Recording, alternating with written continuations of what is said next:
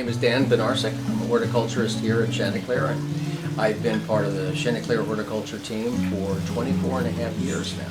In this teacup garden that I manage, every year I like to put something different in there. I think creativity has to go in different directions, and it has to keep fresh. So every year I have the opportunity to reinvent the garden, use different plants, different combinations. It's not only interesting for the visitor, but it's interesting for me. It keeps me engaged. This year, I thought back, and I had been growing some olive trees in large pots for quite a few years, because olives don't grow in the Delaware Valley.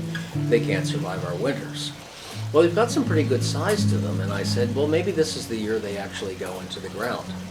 Because the teacup courtyard it's very hot and it's very bright, and it's reminiscent of the Mediterranean climate where olives are native to. So I thought, well, let's put them in that garden and see if we can create a spirit of the Mediterranean. They're small trees at this point, and they'll continue to grow in the heat and the sun of this summer. But under those, I began to put in what we call the ground cover layer. I was keeping in mind that Mediterranean color palette, which is often silvers, grass-like textures, and browns. But I also wanted to liven it up by including some bright yellows, which will come on later in the season, as well as some oranges and reds for some immediate heat. I've utilized a lot of lavenders that in the heat of the summer sun will be bright silver until they bloom a bright blue, and the blue works very nice with the silvers as well.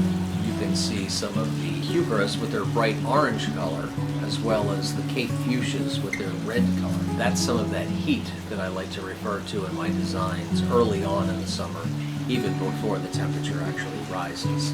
So it suggests in a way what's going to happen in that courtyard later in summer. I like to reinforce my designs and my color combinations both in the ground and have them repeat in the pots next to it. I think that shows a very strong confidence in my color choices, and it lets people experience them at the ground level or at a slightly different perspective where they're a little bit closer to the plants and kind of look at them eye to eye, if you will. A lot of this is very theatrical, what we do here. It's like changing a set for a play. So we've set the stage to look Mediterranean.